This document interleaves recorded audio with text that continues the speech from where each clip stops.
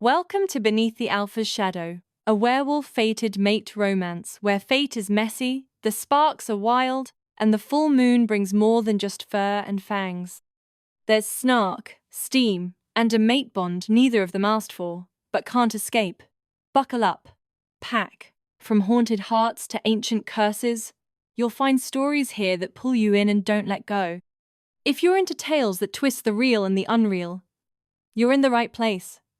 Nyxen Audiobooks. Hit that subscribe button, and let's dive in. Disclaimer. This story contains depictions of domestic violence, which may be difficult for some listeners. These scenes are part of the character's journey and the world they live in. Listener discretion is advised. Daisy kept her eyes on the floor. It was safer that way. Safer not to meet anyone's gaze, not to let them see the purple-yellow bruises blooming across her jaw, or the way her shoulder hung at the wrong angle, swelling down to her elbow. The ache was constant now, a dull throb punctuated by sharp stabs with every breath, but she didn't make a sound. To make a sound would be to invite further pain, further attention. She knew better. Experience had etched that lesson into her bones, a silent mantra she repeated with every forced breath. Her ribs were cracked, maybe broken. She couldn't be sure. She hadn't dared to ask for a doctor, knowing the question itself would warrant another beating. But despite the pain, she scrubbed the kitchen tiles with her good arm, the harsh chemicals stinging the scrapes on her knuckles. Blood had dried in the grout, a grim reminder of the morning's events. Her blood. That's what today's punishment had cost her. A piece of herself, chipped away like the faded enamel on the old sink. She didn't remember what she'd done wrong, not specifically, anyway. Often, it was the smallest infraction that triggered his rage. A forgotten chore, a perceived slight, the accidental breaking of a dish. Not that it mattered. The reason was irrelevant. The outcome was always the same. What mattered was that she looked like her mother. Same sharp cheekbones that hinted at a beauty now obscured by bruises and exhaustion. Same long lashes that framed eyes that once held a fire now banked low, flickering with fear. Same stubborn tilt of the chin, a defiant angle that mirrored the woman who had dared to leave. It haunted Riker. Every time he looked at Daisy, he didn't see his daughter. He saw the woman who had once defied him, the only person who had ever walked away from him and lived. Or, at least, disappeared in a way that he hadn't been able to find her. The ultimate humiliation for an alpha. Her mother's disappearance was never spoken of, not openly. It was a ghost that haunted the halls, a forbidden subject whispered about in hushed tones by the pack. But Daisy had been paying for it, every day since. The beatings, the punishments, they weren't really for her. They were for the ghost in her face, a constant reminder of his failure. She was a living, breathing effigy for his rage. Across the room, the hallway mirror caught her reflection, sunken eyes that stared back with a weary resignation, a split lip crusted with dried blood, and skin too pale, too thin, stretched taut over sharp bones. Her hoodie hung off her, like a flag of surrender, a tattered banner of defeat. It was the only piece of clothing she owned that could almost hide her bruises, the only shield she had against the world's prying eyes. Almost. Some marks were too deep, too dark to conceal. Footsteps creaked above her, slow and deliberate. She froze, heartbeats spiking against her ribs, each thud a painful reminder of her vulnerability. Not him. Please. Not him. Not again. The footsteps stopped. The door didn't open. She kept scrubbing, her movements small and precise, trying to control the tremor in her hands. The front door burst open moments later, bringing in the scent of fresh pine and smoke, a scent that wasn't laced with her father's usual tang of aggression and dominance. This scent was wilder, sharper, tinged with something unfamiliar. A stranger. She risked a glance, her eyes darting up and away, like a frightened bird. A wolf she didn't know stepped inside, filling the doorway with his presence.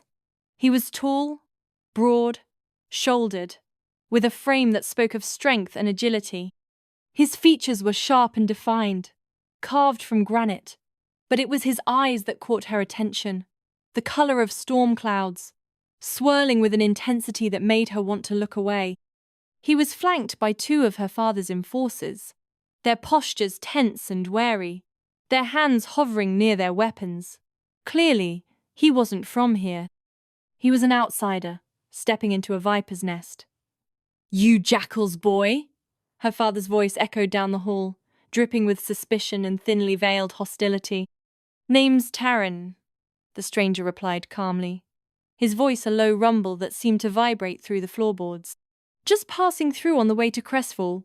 Thought I'd deliver the message myself." Crestfall! The name hung in the air like a curse. That was the name of the rival pack, the one her father always spoke of with disgust and fear tangled into one.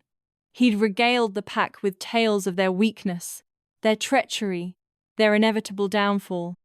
But Daisy had always sensed the underlying fear, the knowledge that Crestfall was a force to be reckoned with. Daisy dropped her gaze again and kept moving, her movements stiff and painful. But her injured side jolted painfully as she reached forward, her breath catching in her throat.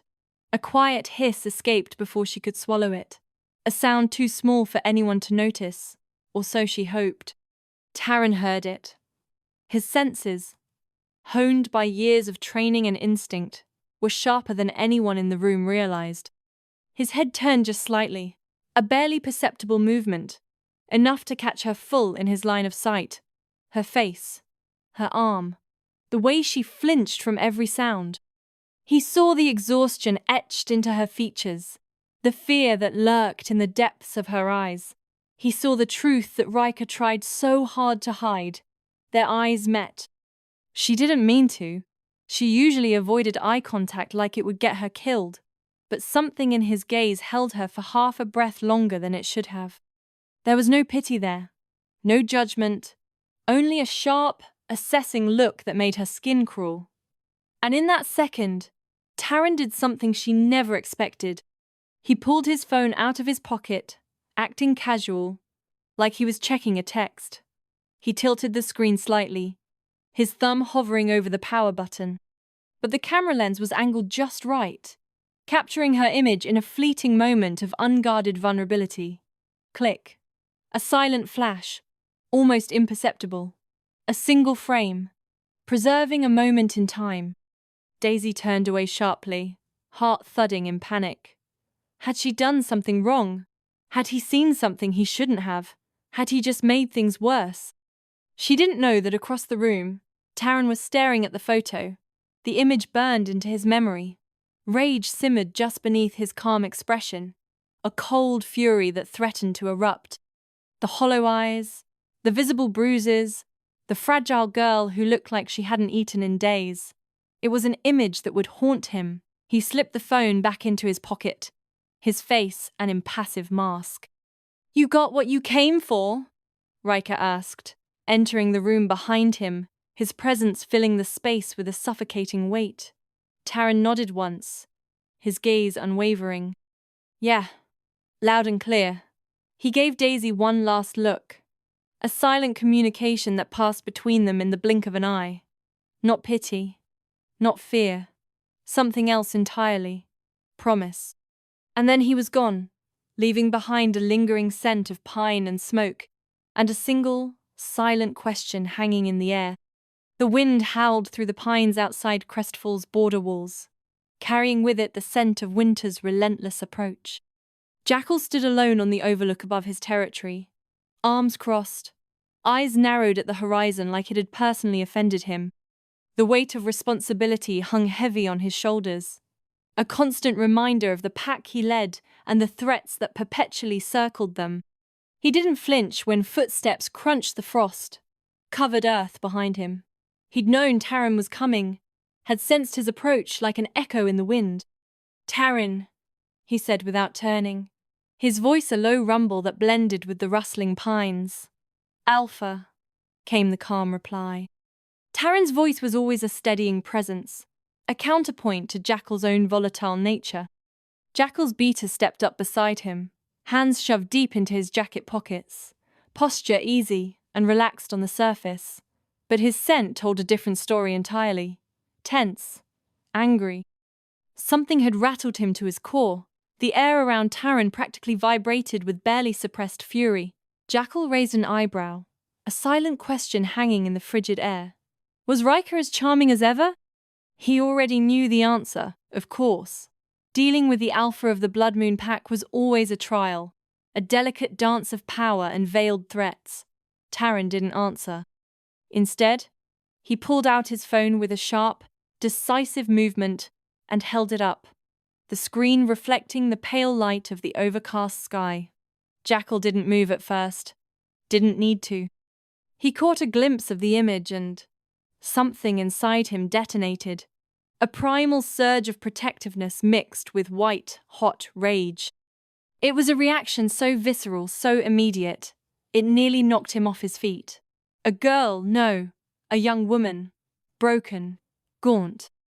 A bruise curled under her eye like a shadow refusing to fade, a stark testament to the cruelty she had endured. Her collarbone jutted out beneath torn fabric, a silent scream of starvation and neglect. One arm hung limp at her side, twisted in a way no arm should ever be, a grotesque parody of human anatomy. And yet, she wasn't crying. She wasn't begging. She was surviving. Barely. Jackal took the phone, his fingers brushing against Taran's for a fraction of a second. The world narrowed to a single heartbeat, the roaring wind and the biting cold fading into insignificance. His wolf roared up from inside him, violent and certain, a possessive beast demanding retribution. Not at the photo itself, a mere representation of her suffering. Not at the bruises, the physical manifestations of her pain. At what she was, at who she was. "She's in pain," Jackal said, voice low and raw, a guttural growl that resonated deep in his chest. "I can feel it." The bond, though nascent and untested, was undeniable. He felt her pain like a phantom limb, a constant ache that threatened to consume him. Taran blinked, momentarily taken aback by the intensity in Jackal's voice. "You don't even know her." "I don't have to," Jackal growled, his golden eyes flashing with a dangerous light. "My wolf does." It was an instinct, a primal recognition that transcended logic and reason. His wolf knew her, had known her, perhaps, since the moment she was born. He stared at the image again, memorizing every detail, every scar, every shadow. His grip tightened until the plastic casing creaked under his fingers, a testament to the immense power he held in check. The instinct to run, to shift, to hunt was a roar in his blood, a desperate urge to tear down the walls that separated him from her. Taran watched him, carefully assessing his alpha's reaction. "What are you saying?" Jackal's jaw tensed, the muscles clenching and unclenching as he fought to control the raging storm within. His voice was deadly quiet, a stark contrast to the turmoil inside him. "She's the other half of me." Taran exhaled slowly, a plume of white vapor clouding the air. He had suspected as much, had seen the signs brewing beneath the surface of Jackal's carefully constructed control. "Then we've got a problem. Because Riker's not letting her go without a fight." Jackal's eyes stayed glued to the screen, glowing faintly with something wild and ancient, a primeval hunger that had been dormant for far too long. His wolf surged beneath his skin, clawing to reach her, to protect her, to claim her as his own. "She doesn't even know she's my mate," he whispered, his voice thick with a mixture of longing and fury.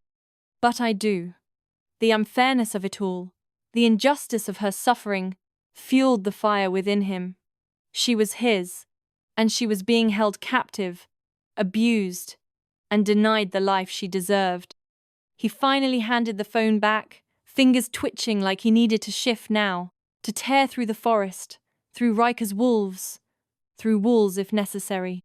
He wanted to unleash the beast within, to paint the forest floor red with the blood of anyone who had dared to lay a hand on her. His wolf raged beneath his skin, a storm without mercy. It clawed at his chest, snarling with a violence Jackal hadn't felt in years. Every bruise, every starving hollow of her body, echoed in him now, a pulsing agony that no amount of willpower could silence. "She's hurting. Do something. Go!" The imperative was deafening, a constant, relentless demand from the animalistic part of him. But he didn't move. Not yet. Because she didn't need a monster. She didn't need a blind, uncontrolled rage that would only make the situation worse. She needed a plan. She needed him to be smart, to be strategic, to be the alpha she deserved. "She's alive," Jackal said, jaw tight, his voice regaining its steely edge. "That means there's still time. Hope, fragile as a newborn fawn, flickered within him." Taran straightened, his posture shifting from cautious observation to unwavering loyalty. "What do you want to do?" Jackal's voice was pure steel, cold and unforgiving. "We plan. We prepare. And when I go in, I'm not leaving without her." He would tear down the very foundations of Riker's empire if he had to. He would wage war against the entire Blood Moon pack. Nothing would stop him from claiming what was rightfully his. There was a pause, the silence punctuated only by the mournful cry of the wind. "And if Riker stands in the way?" Taran asked quietly, his gaze unwavering. Jackal turned, eyes hard and golden, reflecting the primal fury that burned within him. "Then I'll remind him what real fear feels like." He would show Riker the true meaning of power, the devastating consequences of crossing him. He would make him regret the day he ever laid eyes on his mate. The game was about to change, and Riker was about to learn a very painful lesson. Morning came slowly in the Riker household, each minute an unwelcome guest dragging its feet through the oppressive darkness. Cold, sharp, and persistent, it leaked through the stone walls, a constant reminder of the bleakness that permeated every corner of their lives. The fire, a fleeting source of warmth and comfort, had long since surrendered to the night, leaving behind only a residue of ash and the bitter tang of smoke. Daisy pulled her threadbare hoodie tighter around her fragile frame, her small body almost swallowed by the oversized fabric. She huddled in the far corner of her room, knees tucked to her chest, seeking a semblance of solace in the confined space. She hadn't slept, couldn't not, after what happened the night before. The events replayed in her mind, a broken record of fear and uncertainty. The visitor, his presence, an anomaly in her carefully constructed world of silence and obedience, had shattered the fragile peace she'd managed to cultivate. He'd seen her. It wasn't just a fleeting glance, a dismissal like she usually received. His eyes had lingered, taking in the truth of her existence, the reality she worked so hard to conceal. And worse, he'd taken a photo, a permanent record of her misery, captured and immortalized. The click had been quiet, almost nothing, a subtle sound that would have been lost in the cacophony of a normal household. But her ears were trained to catch the smallest sounds, to anticipate the slightest shift in the atmosphere. It was a survival mechanism, honed over years of living on edge. She hadn't imagined it. The sound, however faint, echoed in the silence of her room. Why would he do that? What purpose could it possibly serve? No one cared. No one ever had. She was invisible, a ghost haunting the edges of their lives, a burden to be tolerated, not a person to be acknowledged. Daisy unfolded herself slowly, each movement a symphony of aches and creaks. Her joints were stiff and sore from the cold and the constant strain, a testament to the physical toll of her existence. Her wrist throbbed with every movement, a dull, persistent pain that mirrored the deeper wounds she carried. It was wrapped loosely in a cloth bandage she'd tied one, handed in the dark, a makeshift attempt to stem the bleeding and offer a sliver of comfort. She'd asked for healing once, months ago, her voice barely a whisper. Her father's response, delivered with cold, calculated cruelty, still echoed in her ears. She didn't deserve it. She hadn't asked again. The lesson had been learned. Her needs were irrelevant. Her pain was her own. Her stomach growled, a low, insistent rumble that reminded her of her hunger.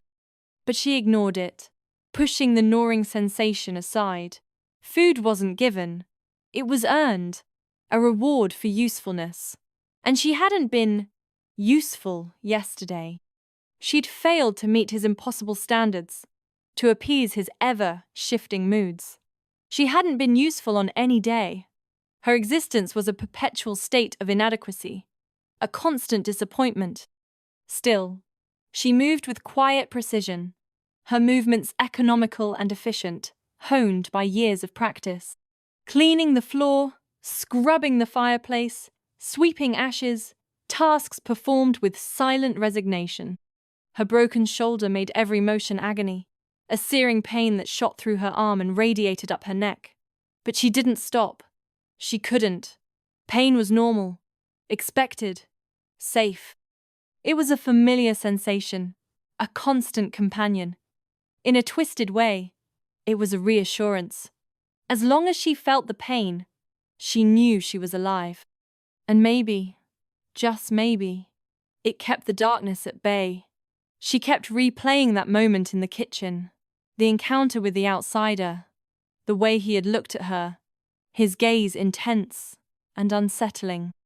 The anger in his eyes was palpable, a simmering rage that seemed to be barely contained, but it wasn't disgust, the usual reaction she elicited. Nor was it amusement, the cruel mockery she had come to expect. It was something else, something sharp, penetrating. It left a strange feeling behind, a residue of something she couldn't quite define, a flutter, faint, like a breeze through a cracked window, a whisper of possibility in a world of suffocating despair. She tried to bury it, to smother the nascent feeling before it could take root. But it stayed, a persistent ember refusing to be extinguished. By mid-afternoon, she stood at the back of the house, drawn to the smudged glass of the kitchen window, as if by an unseen force. Her fingers brushed the windowsill, the raw wood rough and splintered under her skin, a tactile reminder of the harshness of her surroundings. In the reflection of the glass, her bruises glowed like ghosts across her cheek and neck, a macabre painting of violence and neglect. The yellowing mark around her eye had deepened into violet, a stark and ugly testament to the latest assault. Her lip was cracked from being split open days ago, still swollen and tender to the touch. Her arm still hung too close to her body, broken but ignored, a symbol of the indifference that defined her existence. But even ruined, her features were unmistakable. There was beauty beneath the bruises, unwanted, unasked for, but still there, stubbornly, refusing to be erased. High cheekbones framed a delicate face, the kind meant for peace, not pain. Her lips were full and soft, even when split and bleeding. Long, dark lashes fanned out over hollowed eyes that refused to dim, still holding a spark of defiance despite the hardship they had witnessed. Her hair, tangled and dry, its once vibrant luster faded by neglect, still held the deep auburn hue that had once been her mother's pride. In the right light, it glowed like fire, a beacon of hidden strength. She looked like her mother. Everyone had always said so, and that was the problem, the source of her torment, the reason for her suffering. Riker didn't just beat his daughter. He punished the ghost of the woman who had left him, beautiful, defiant, and free. A constant reminder of his failures, his inadequacies. And Daisy paid the price every day for a face that wasn't truly hers, a face that triggered his rage and fueled his cruelty. What would it feel like to leave? To escape the suffocating confines of this house, the constant barrage of abuse, to run until the trees swallowed her whole and never look back, to disappear into the vastness of the forest, to become one with the shadows, to finally be free. She didn't have a plan. She didn't have a chance. Escape was a fantasy, a dangerous indulgence. But for the first time in a long time, she let herself imagine. She allowed herself to dream of a different life. A life where she wasn't defined by pain. A life where she was finally free. And that was the shift. That small, almost imperceptible flicker of hope. Small, fragile, dangerous. Because hope could be crushed, and the pain of its loss would be unbearable, but real. It was there, a tiny seed planted in the barren landscape of her heart. That night, when she curled beneath her threadbare blanket, the ache in her chest wasn't just fear or pain. It was something more complex, something more potent. It was want, a deep, visceral longing for something she couldn't name, something she had long since given up on. Not for love. She had learned that love was a lie, a cruel illusion, not even for safety. Safety was a fleeting concept, an unattainable luxury. But for freedom, the right to choose her destiny, to control her own life, to escape the suffocating grip of her father's control. Somewhere out there, something had started moving. Unseen forces were at play, shifting the tides of her fate. She didn't know it yet, but her mate was already on the hunt, searching for her with relentless determination. He was coming for her, drawn by an invisible force, a bond that transcended time and distance. And this time, everything would be different. She wasn't invisible anymore. The visitor's photograph had changed everything. It was a beacon, a signal sent out into the world, announcing her existence, revealing her presence. And whether she was ready or not, her life was about to change. The cracks in the silence had begun to widen, and soon, everything would shatter. Daisy had long since learned the art of invisibility, how to keep her head down, a shadow flitting through the grand halls of the house.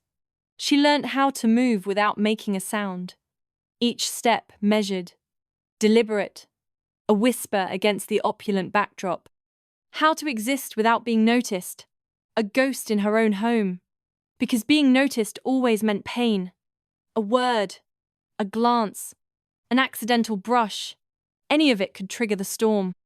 But nothing, not years of practiced silence and careful obedience, had ever prepared her for betrayal by blood, the kind of treachery that twisted trust into a weapon. She had just finished folding the pristine white linens in the humid, cramped laundry room, the scent of soap and bleach clinging to her skin, when her name was called, snapped, through the halls like a gunshot. The sound ricocheted off the marble floors and high ceilings, an unwelcome intrusion into her carefully constructed solitude. "Daisy!"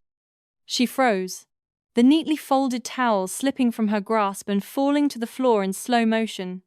The echo of her father's voice, laced with a familiar venom, made her stomach twist into a knot of dread. Her breath hitched, every muscle in her body tensed, bracing for the inevitable.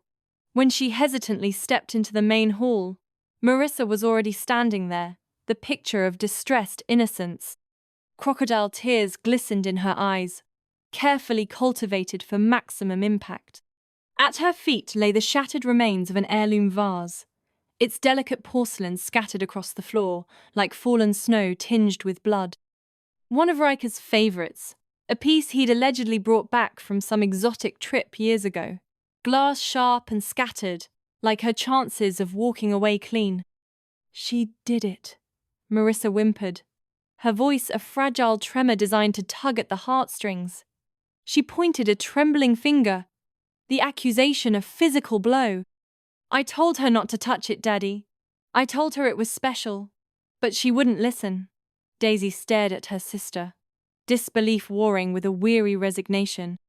She blinked once, the scene unfolding before her like a grotesque play. No words came. Her throat felt constricted, choked by the weight of the lie. She hadn't even been in that part of the house all day. She'd been sequestered in the laundry room, A world away from delicate vases and staged dramas, Riker turned toward her slowly, the movement predatory, deliberate. His eyes, usually cold and calculating, were now dark and gleaming with a dangerous rage.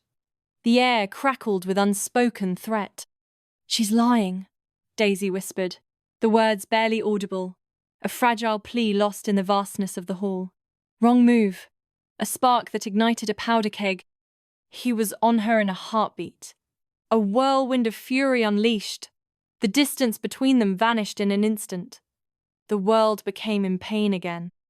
A searing, all-consuming inferno that blotted out everything else. Blows rained down, fists like hammers, claws raking across her skin, fury a tangible entity, the familiar crack of bone, a grim soundtrack to her life, the sickening sound of her head impacting the wall, the force jarring her teeth. Her shoulder popped again, a sharp, agonizing stab, the same one he'd injured months ago, a constant reminder of his power. Her knees buckled under the onslaught, betraying her. This time felt different. The violence was more intense, the rage more unbridled. Worse. Infinitely worse. She didn't scream. She hadn't in years. The screams were long gone, swallowed by the silence she'd cultivated. But inside, something cracked that wasn't bone. Something more fundamental, more vital, something deeper. A piece of her spirit, perhaps, or the last vestige of hope. Across the territory, hundreds of miles away in the dense, untamed wilderness, Jackal, the alpha, dropped to one knee mid-stride. The powerful wolf, Shifter, had been running, lost in the rhythm of the hunt, the wind whipping through his hair, when a sudden, crippling wave of agony slammed into him. A low growl escaped him, feral, involuntary, ripped from his throat by the force of the pain. His vision blurred at the edges, the trees swaying around him like drunken dancers. His wolf rose, savage and howling within the confines of his mind, desperate to break free and answer the unspoken call. "Alpha?" Taran barked, his beater's voice filled with concern as he rushed to his side, his own wolf senses on high alert. He could smell the distress emanating from Jackal, thick and cloying. Jackal didn't respond. He couldn't. His hands clenched the dirt, his knuckles white, his body shaking with the effort of maintaining control. Every nerve ending screamed in protest. "She's in pain," he whispered, his voice a ragged rasp filled with a raw, primal agony. Again, the bond, the psychic link that connected him to his mate, the woman he hadn't yet met but knew in his soul, was louder now, sharper. A psychic scream he couldn't ignore, a desperate plea tearing through the fabric of their connection. This wasn't a flicker, a fleeting shadow of discomfort. This was a summons, a desperate, undeniable call for help that echoed in the deepest recesses of his being. Back in Riker's house, Daisy lay crumpled on the cold marble floor, a broken doll discarded after a fit of pique. Her breath was shallow and ragged, each inhale a painful reminder of her battered body. Blood trickled from her nose and mouth, staining the pristine white floor crimson. Her wolf remained silent, cowed by years of oppression, its spirit flickering like a dying ember. But something else moved inside her, deep within her core, small and stubborn, and utterly unexpected. A pull. Faint, almost imperceptible, like a thread caught in the wind. But it was there, a connection, a lifeline, a promise of something more. And for the first time in a long time, Daisy felt a flicker of something other than fear. A spark of hope? Or perhaps just the faintest whisper of defiance. The war drum in Jackal's chest hadn't stopped beating since the pain hit him. Each throb resonated with a primal urgency, a demand for action that threatened to shred his control. It wasn't just a twinge, not just instinct. This time, it wrecked him. The pain was visceral, debilitating. He'd felt every blow like it landed on his skin, the phantom sting of leather and bone echoing through his nerves. His wolf had howled in his head, a raging tempest of fur and fury, claws raking to break free from the confines of his human form and tear a path to the source. And that could only mean one thing. The chilling certainty settled over him like a shroud. She was being hurt again. His mate. The word echoed in his mind, a possessive snarl against the background of his panic. Daisy. Just the name was enough to ignite a firestorm of protectiveness within him, a burning need to shield her from the darkness that clung to her.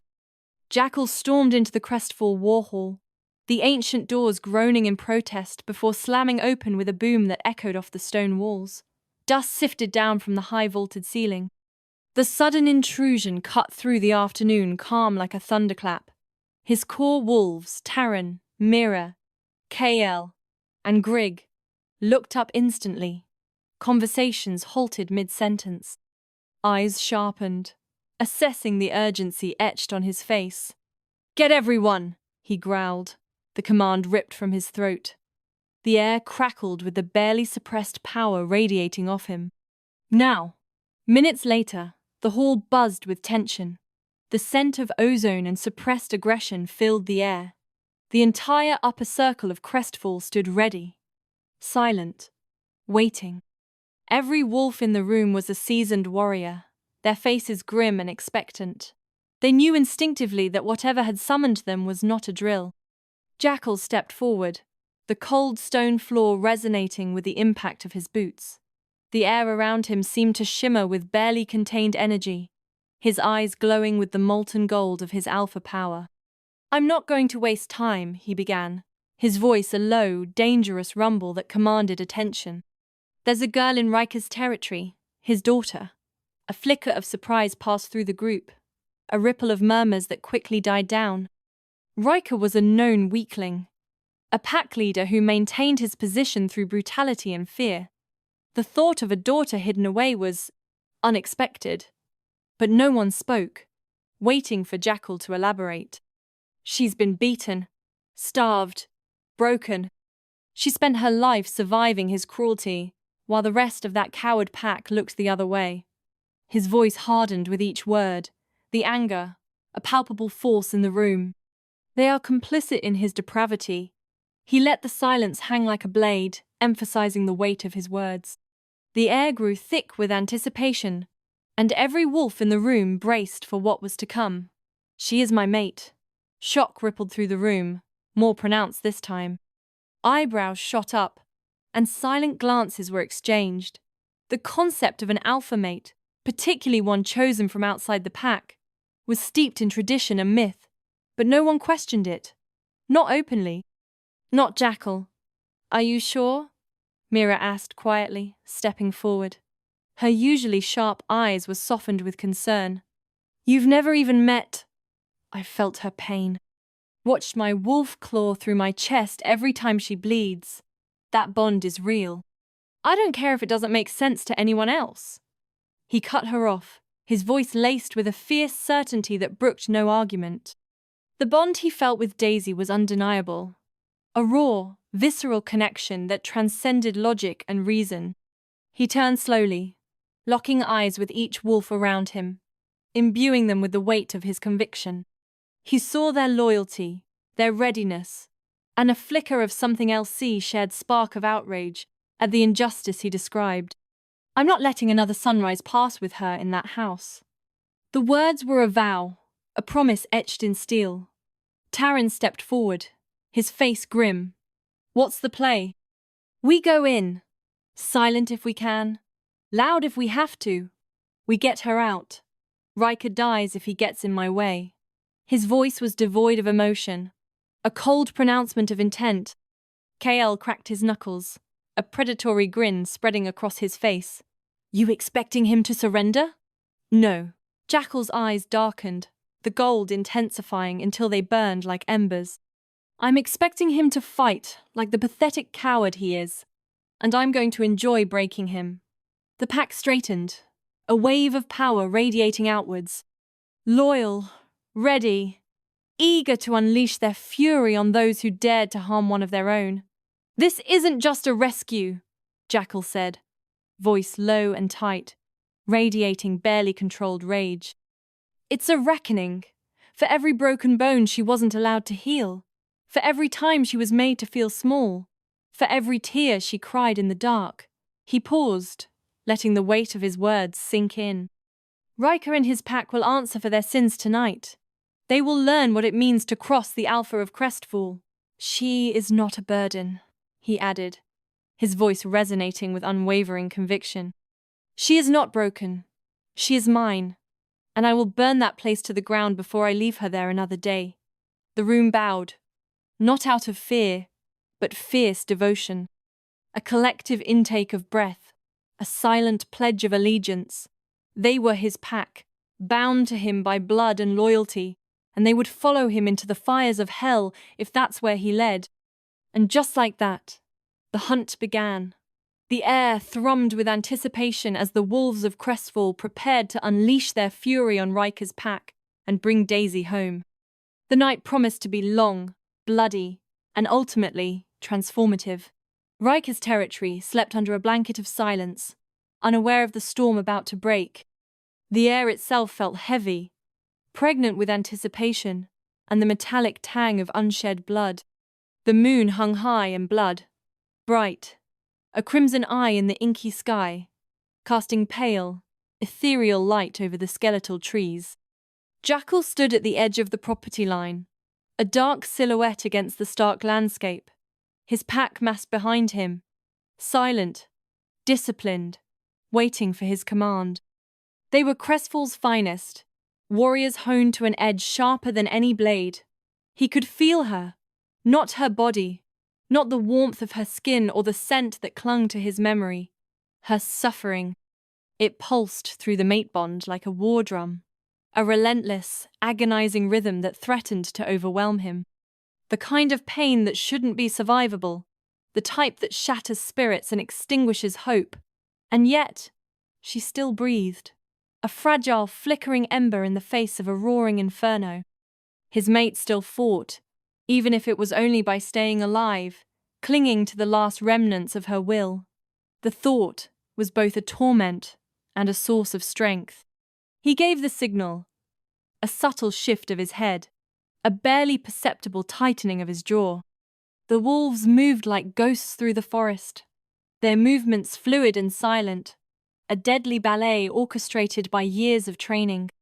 Crestfall's elite, scouts with eyes like hawks, enforcers built like brick walls, all utterly loyal to him and, by extension, to the woman they'd never met.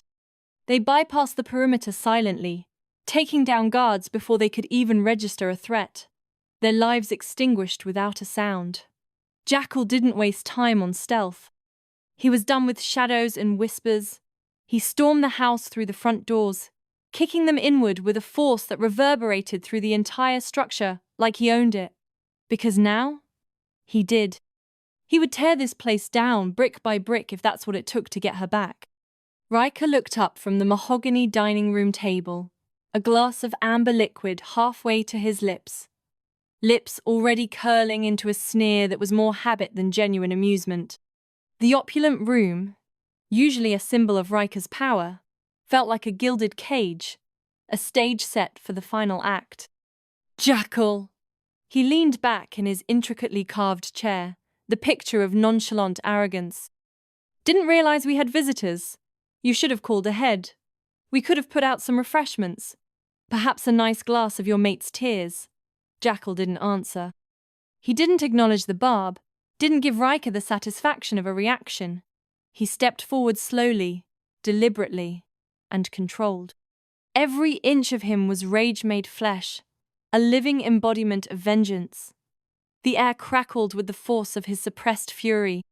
"I came for her," he said, his voice a low, guttural growl that echoed through the room. "And I'm not leaving without her. Not today. Not ever." Riker laughed, a harsh, grating sound that grated on Jackal's nerves like nails on a chalkboard. "What? You're chasing fairy tales about some broken girl being your mate? You're pathetic, Jackal. She's nothing but a shell, a toy I've grown tired of playing with. Jackal didn't speak. The words were meaningless noise. He'd heard enough empty threats and vapid pronouncements. He moved. The polished surface of the table shattered as he lunged, claws extended, tearing through wood and fine china. His eyes burned with an inner fire, glowing with the incandescent rage of a predator unleashed. Riker met him head-on, abandoning his pretense of civility. Shifting halfway, claws extending, fangs bared, a snarl contorting his features into a grotesque mask. They collided like thunder, two alphas, two monsters locked in a desperate struggle for dominance, but only one with something to protect, something worth fighting for. The fight wasn't clean. There were no rules, no honor, only the raw, visceral instinct to survive and destroy. It was primal, savage. Flesh ripped, blood spilled, staining the opulent surroundings with the crimson reality of their brutal conflict. They crashed through furniture, overturning tables and sending shards of glass flying, their battle a whirlwind of tooth and claw. Walls cracked and crumbled under the force of their blows, windows shattered, showering the room with glittering fragments. Riker was strong, fueled by years of unchallenged power and a ruthless disregard for anything but his desires. But Jackal was driven. He was a man possessed, fueled by the agony of his mate and the burning need for retribution. Every strike he landed was vengeance, a repayment for the suffering inflicted on the woman he loved. Every blow Riker took was for Daisy. For every bruise, every broken rib, every tear-stained night, she went to sleep in silence and pain. He poured all his despair, his rage, and his love into each attack. Riker, realizing he was losing ground, lunged toward the stairs, toward where Daisy lay upstairs in her room, still connected to him through their bond. He hoped to use her as leverage, to crush Jackal's spirit by reminding him of her broken state. That was his mistake, a fatal miscalculation. Jackal, seeing Riker's intent, exploded with renewed fury. He slammed him into the wall with bone-jarring force, the impact leaving a spiderweb of cracks in the plaster. He roared, a sound of pure, unadulterated rage that shook the very foundations of the house. You don't get to breathe the same air as her. You don't deserve to ever say her name again. He sank his claws deep into Riker's chest, ignoring the answering agony as Riker's claws ripped through his flesh. He focused only on the life flickering beneath his fingertips, the life he was about to extinguish. With one final growl, a sound ripped from the depths of his soul, he tore the life from him, ripping apart flesh and bone with brutal efficiency.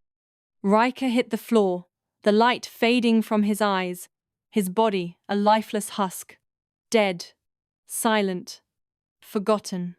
His reign of terror was finally over. Silence followed, a heavy, oppressive silence that filled the void left by the brutal fight. The only sound was the ragged rasp of Jackal's breath.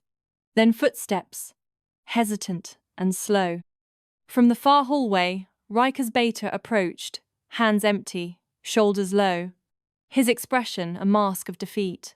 He didn't bare his teeth. He didn't challenge. He didn't even meet Jackal's gaze. He was broken, defeated not by physical violence but by the weight of his complicity. He knelt, bowing his head in a gesture of submission. "I failed her," the beta said quietly, his voice barely a whisper. "We all did. We watched him break her, and we did nothing. We were too afraid, too weak." A tear escaped and traced a path down his cheek. He turned his eyes to Jackal, a flicker of hope in their depths. Then to the stairs, an unspoken plea. The brutality has been unforgivable, and I, stood idly by. Jackal's claws twitched, instincts screaming for more blood, for a complete and utter cleansing of this tainted place. But he didn't move.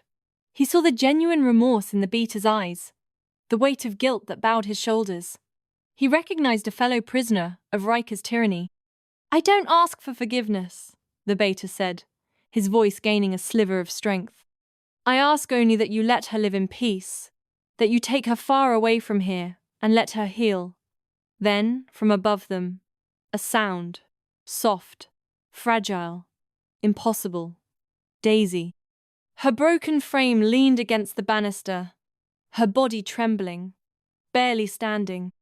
Her hair was matted and tangled, her clothes torn and stained, but her spirit, somehow, had not been completely extinguished. Her eyes, hollow and haunted, locked onto Riker's corpse. She said nothing, didn't move a muscle. Her face was a blank canvas, devoid of emotion, but her eyes began to glow. Soft gold, flickering like the first signs of dawn, a beacon of hope in the darkness. The color spread, warming her features, chasing away the shadows that had clung to her for so long. She looked around, trying to assess if she was safe. The entire room, crestful wolves, battle-hardened and fierce, and Riker's loyalists, cowed and defeated, froze. All were captivated by the sight of her, transfixed by the dawning power within, not in fear, in awe. Jackal stepped to the base of the stairs, his voice soft now, laced with tenderness and unwavering love. He reached out a hand towards her, offering her a silent invitation. "You're safe," he said. "Riker is gone. He can't hurt you anymore. You don't have to hide anymore." And for the first time in years, Daisy let herself believe it. A single tear traced a path down her cheek, a tear not of pain, but of hope. She took a shaky step forward, then another, drawn to the warmth of his voice, the promise of sanctuary in his eyes. The reckoning was over. The healing could begin. The halls of Crestfall were eerily quiet, the silence amplifying the weight of unspoken anxieties. Every footstep echoed like a drumbeat, a stark contrast to the storm that had raged within Daisy just hours before. Daisy lay in a warm bed for the first time in her life. Soft, unblemished sheets replaced the rough, flea-ridden blankets of her past.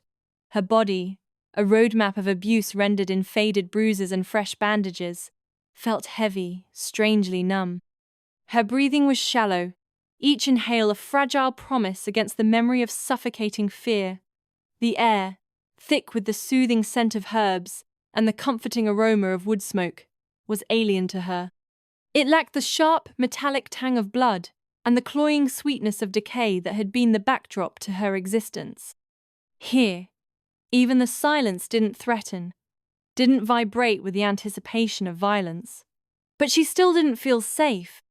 Every time she closed her eyes, she saw his face, contorted in rage, etched with cruelty, heard his voice, a guttural snarl laced with venom, promising pain and oblivion, felt his claws, tearing, ripping, leaving a permanent mark on her flesh and her soul, even though he was dead, even though she'd watched Jackal kill him with her own eyes, a savage dance of teeth and claws that had finally brought an end to his reign of terror.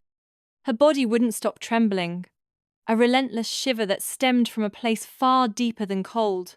It was a tremor of fear ingrained in her bones, a reflex born of years of relentless torment. The healer, a woman named Mora, moved with the quiet efficiency of someone long accustomed to mending broken things. She spoke only when necessary, her voice a low, soothing balm against the raw edges of Daisy's pain.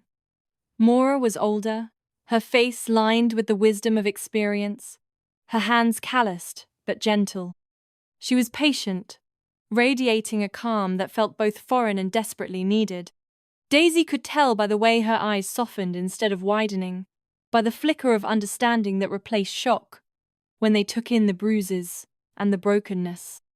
Mora had seen things, known horrors, and she didn't flinch away. That alone was a small comfort.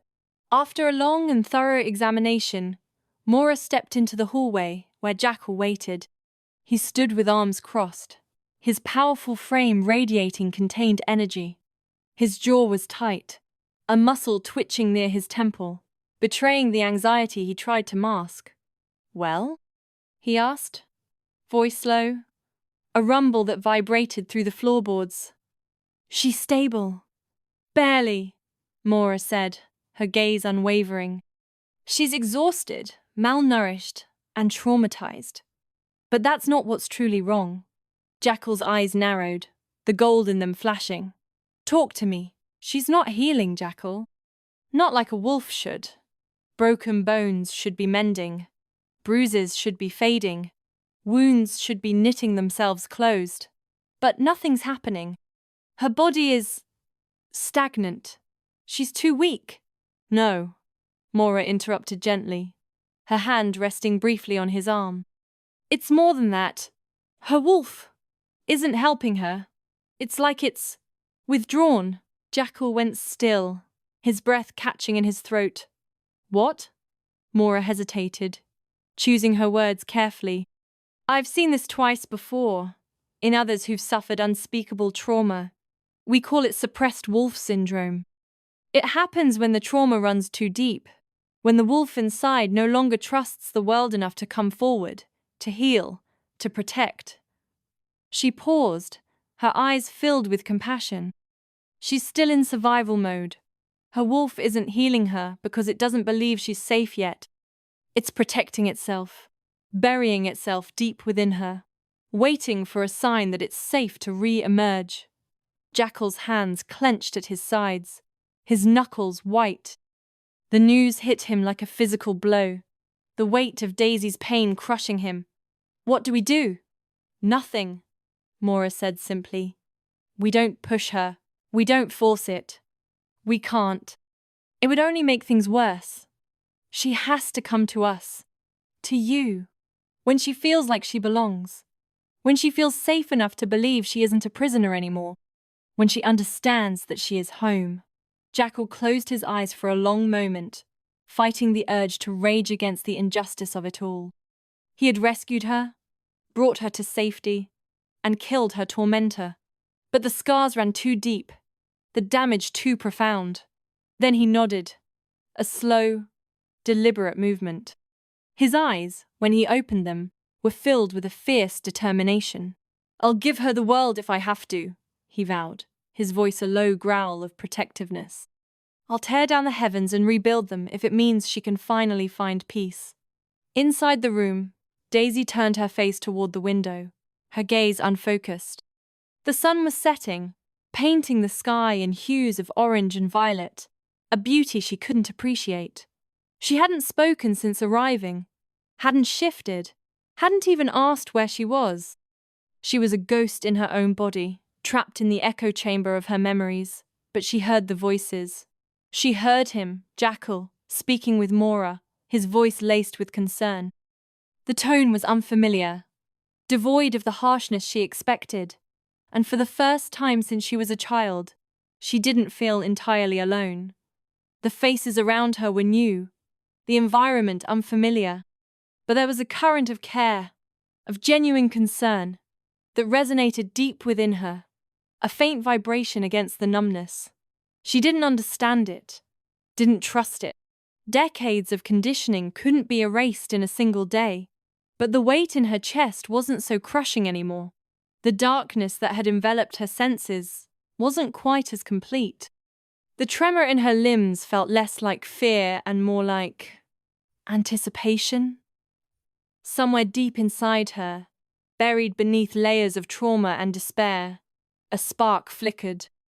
A tiny ember of hope, struggling to ignite against the relentless wind of her past.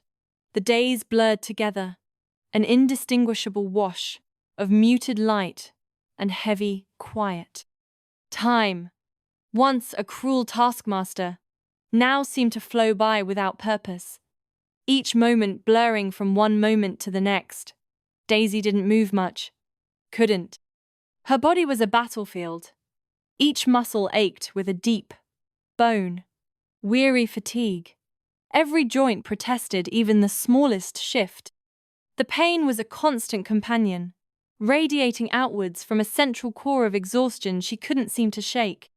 Her mind was a maze of echoes and ghosts, a haunted landscape where memories flickered and faded, leaving her disoriented and adrift.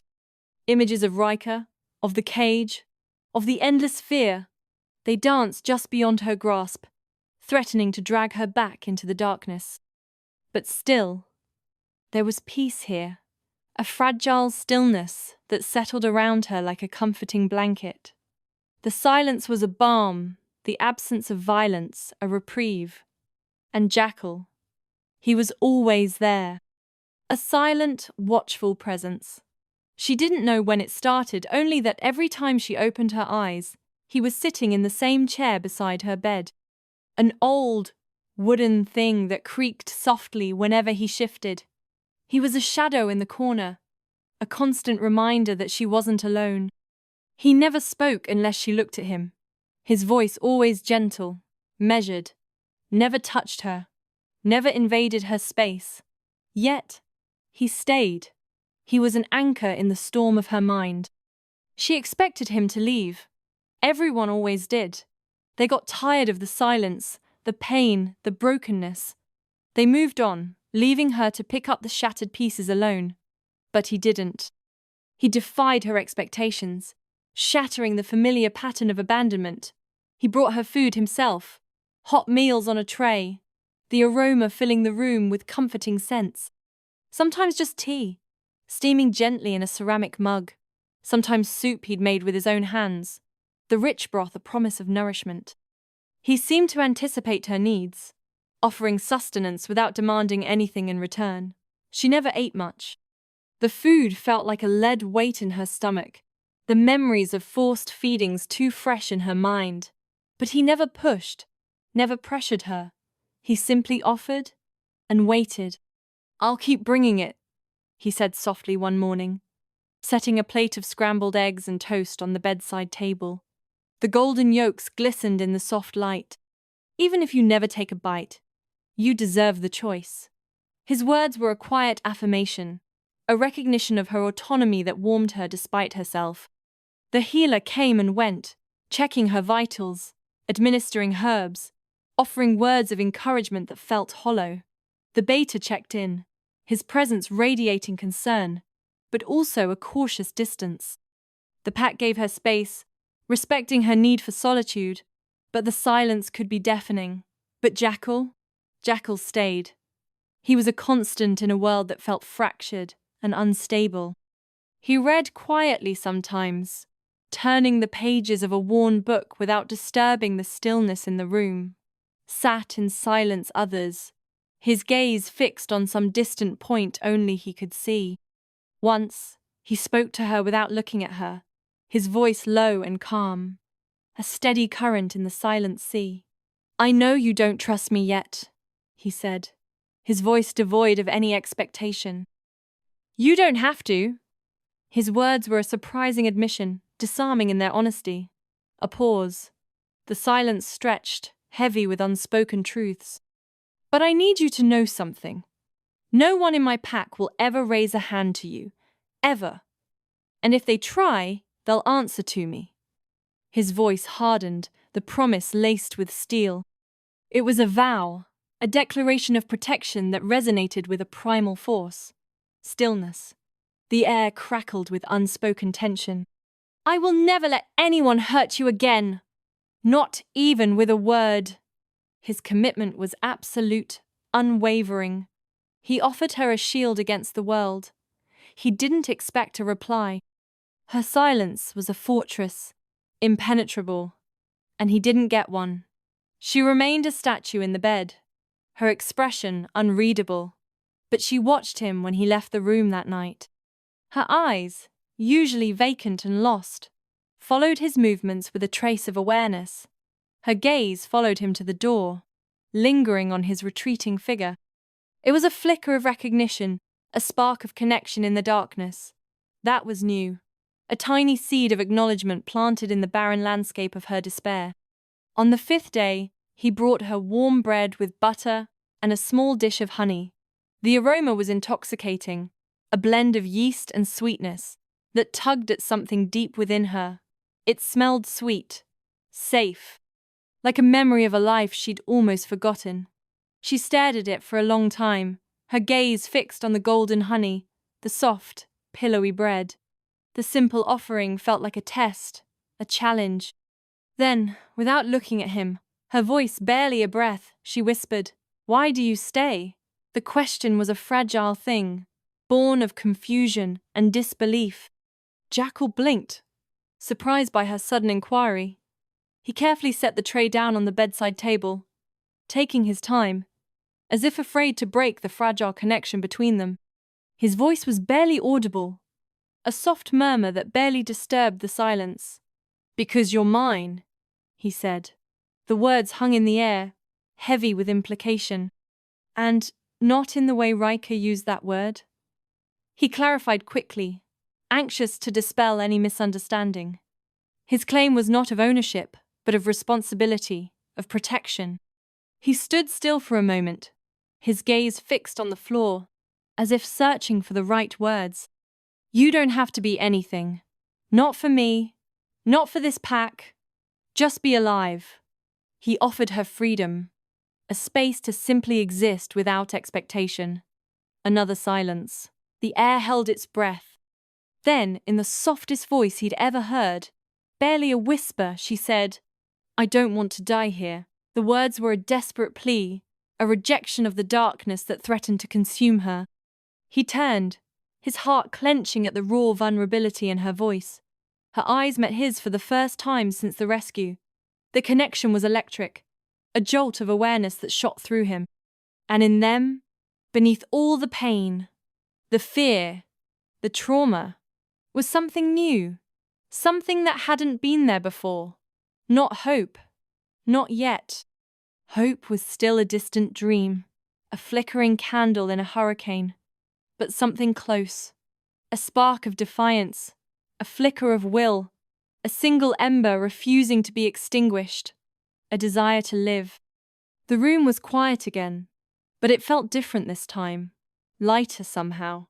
The oppressive weight that had settled with the shadows seemed to have lifted, replaced by a fragile hope. Daisy sat upright in bed, knees tucked to her chest, her gaze fixed on the window. The light filtering through the glass was warm, not harsh, like the interrogating glare she'd grown accustomed to.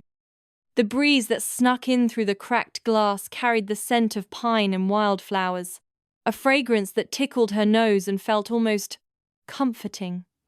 She was still in pain. Her body remained a map of bruises, a constant reminder of her captivity. But today, it didn't feel like punishment inflicted upon her. It felt more like the painful aftermath of a battle fought and, perhaps, partially won. Today felt possible. A single word, a sliver of optimism that had been absent for so long.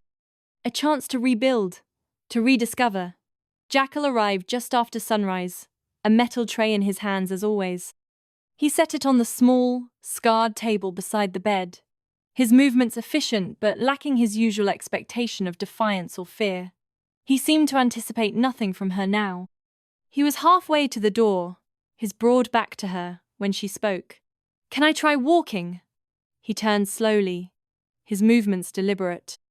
She could almost feel the thud of his heart, a single heavy beat against his ribs. His usual mask of hardened indifference seemed to waver, replaced by something akin to concern and something else. Hope? Daisy's voice was quiet, raw from disuse and unshed tears, but her eyes, once filled with only pain and fear, were steady, determined. A flicker of the fire she thought had been extinguished now burned faintly within them. "You sure?" he asked softly, his voice barely above a whisper. The question held a surprising gentleness, a stark contrast to his usual gruff tone. She nodded, a small, almost imperceptible movement, but it was enough. Jackal didn't rush forward, didn't offer a helping hand or a word of false encouragement. He just moved the tray aside, clearing the table, and pulled the rickety chair closer to the bed, positioning it so she'd have something to lean on, something to anchor herself to. "I'll be right here," he said, his tone unwavering. And this time, she believed him. She no longer felt the need to search for hidden motives or double meanings in his words. He was offering support, pure and simple. The pain was sharp, a searing, throbbing ache that radiated from every muscle and joint. Her muscles, long atrophied from disuse, protested with a painful shriek, but she grit her teeth, focusing on the sunlight streaming through the window.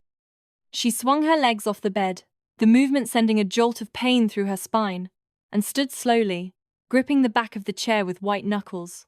Jackal stood close but resisted the urge to touch her.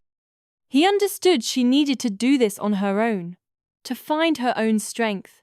She wobbled precariously, her balance unsteady.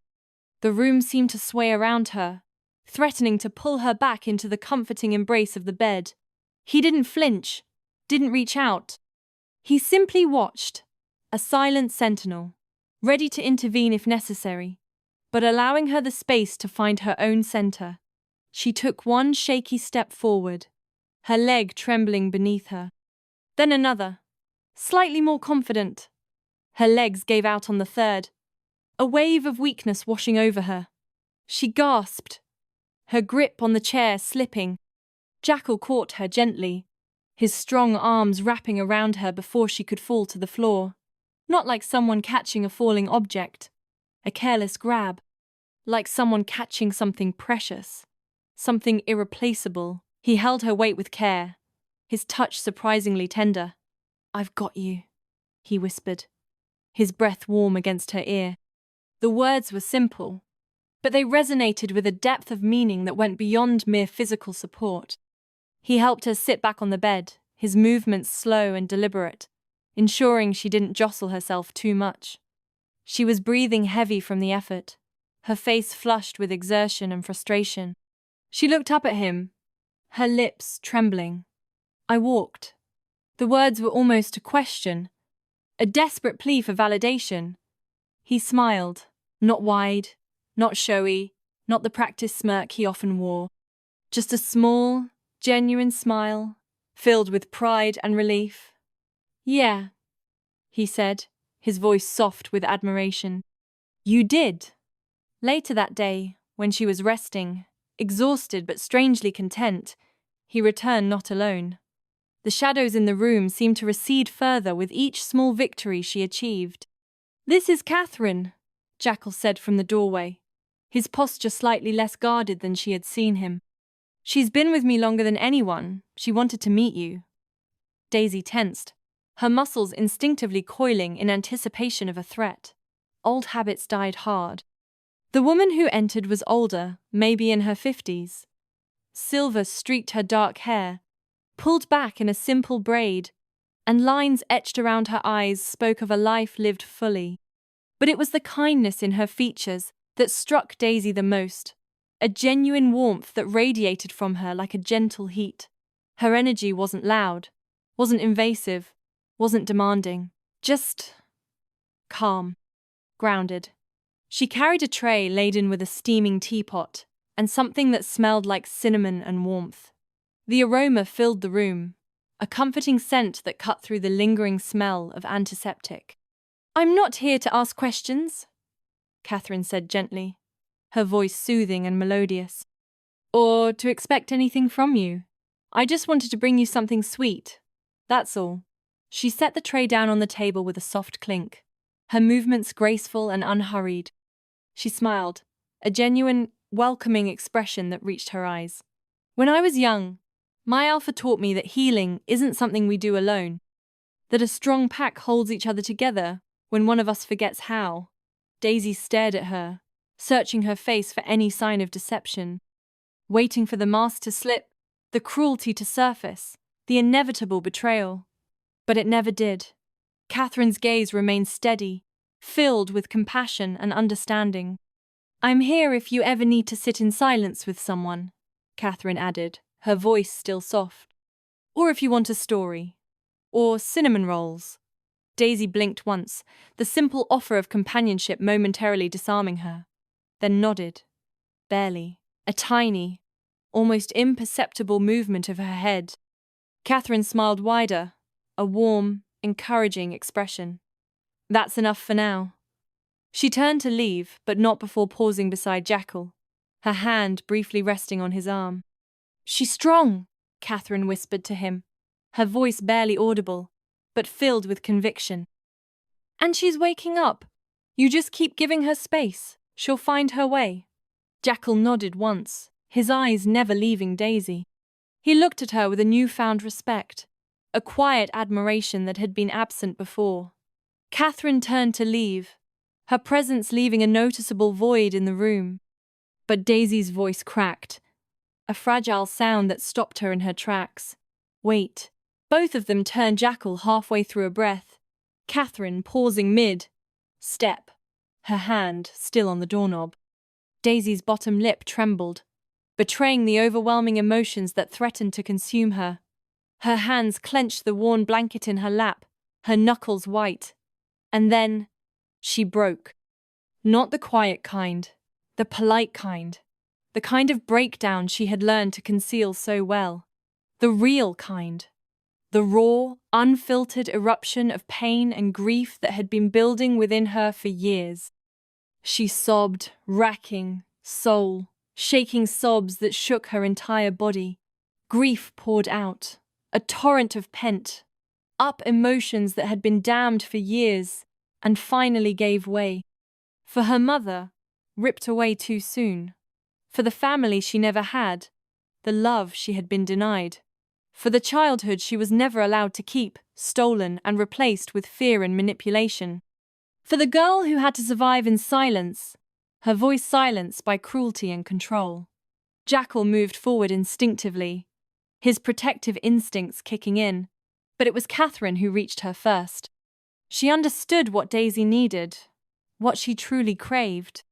The older wolf knelt beside the bed, her movements fluid and graceful, and without a word, she gently took Daisy's hand, not pulling, not squeezing, just holding it. Warm, present, steady, a lifeline in a sea of despair. "I've got you, sweetheart," Catherine whispered, her voice filled with compassion, brushing Daisy's tangled hair away from her damp cheeks. "Let it out. Let it all out. You're safe now." And Daisy did. She let it all out, the tears flowing freely, washing away years of pain and suppression.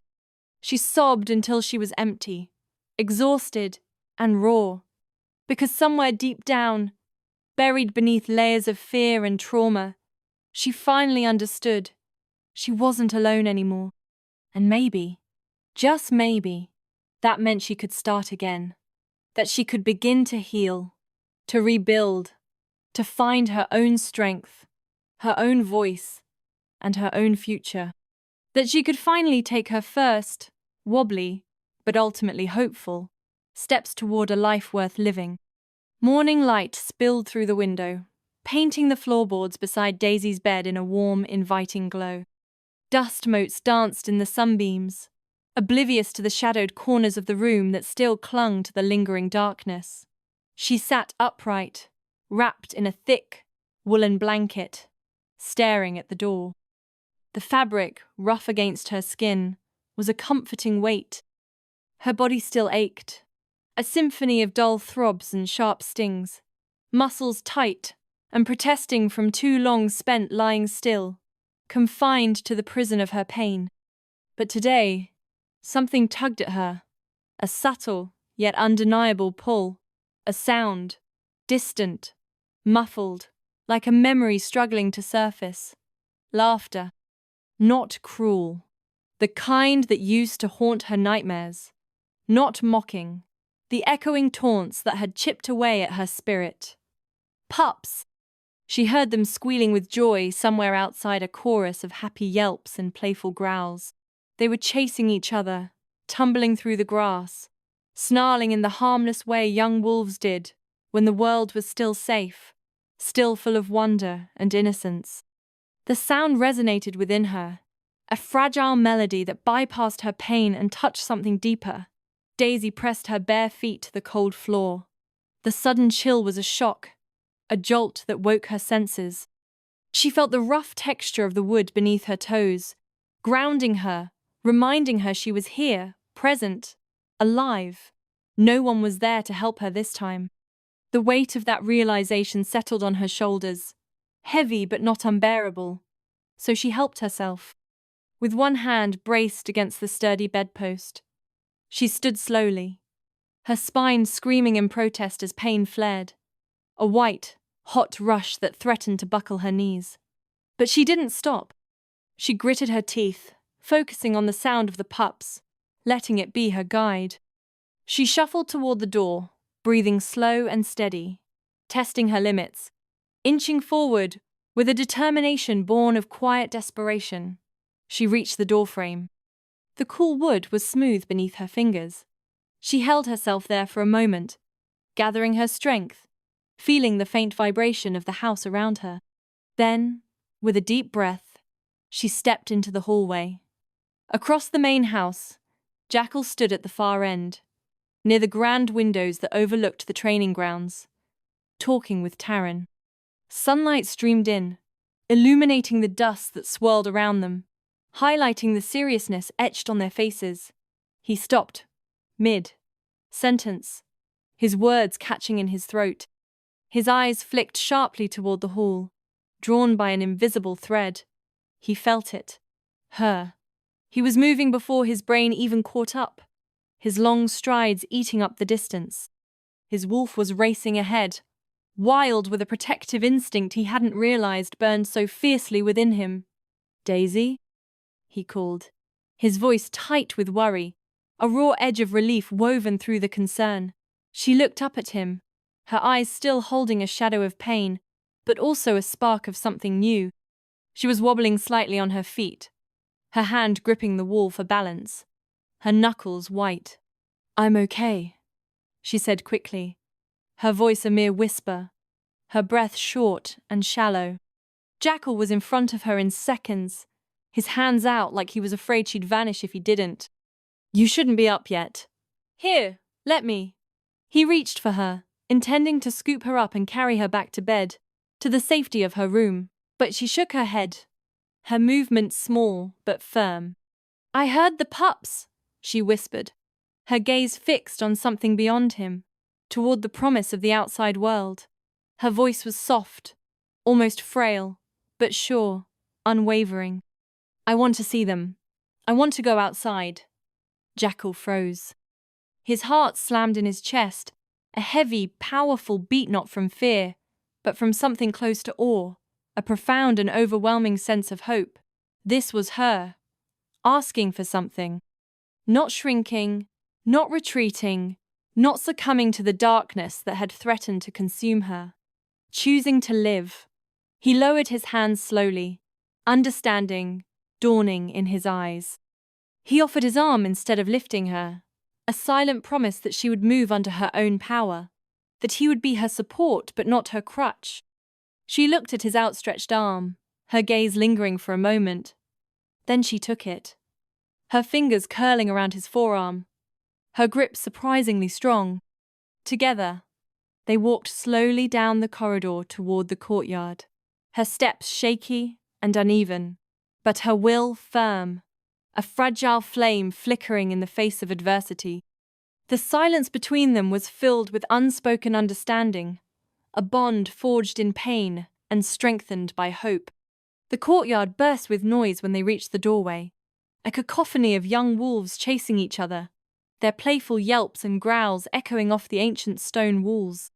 Laughter filled the air, carried on the gentle breeze, a vibrant testament to the life that thrived within the pack. Older pack members watched from benches, their eyes crinkled in amusement, their presence a comforting reassurance. But when Daisy stepped through the doorway, hesitantly, her hands still clasped firmly in Jackal's, everything stopped. The joyous sounds faded, replaced by a stunned silence. Every head turned. Every pair of eyes, golden, amber, and silver, focused on her, drawn by her presence like moths to a flame. And then they rushed to her. Not with noise, not with overwhelming enthusiasm that might frighten her, with reverence. Every wolf in the courtyard, from the rambunctious pups to the weathered elders, dropped to one knee or lowered their gaze, bowing deeply in a silent show of respect. Not out of fear, not out of obligation. Out of honor, out of the profound understanding of what she had endured, what she represented. She was the Luna, the survivor, the brave. Daisy froze, her eyes wide with disbelief, her cheeks flushed with a mixture of confusion and emotion. Breath catching in her throat, she felt her body tremble, not from pain this time, but from something she didn't know how to name, a feeling so vast and overwhelming, it threatened to consume her. It was a mixture of fear, gratitude, and a burgeoning sense of belonging she had never known before. Jackal turned to her, his gaze filled with concern, ready to steady her again, to offer her the support he knew she still needed. But she moved first, without thinking, without planning. Driven by an instinct she couldn't explain, Daisy turned and stepped into his arms. She buried her face into his chest, her small frame pressing against him, seeking comfort and solace in his strength. She hugged him tightly, her arms wrapping around his broad torso, clinging to him as if he were the only solid thing in a world that had suddenly become overwhelming.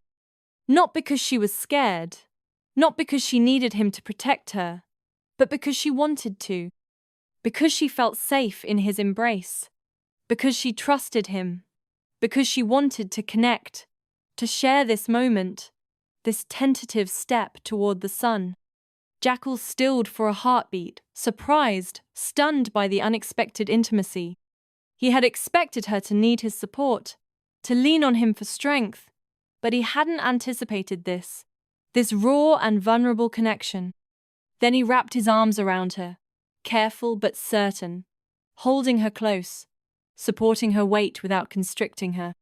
He held her like something sacred, something precious, something he had almost lost. He didn't speak.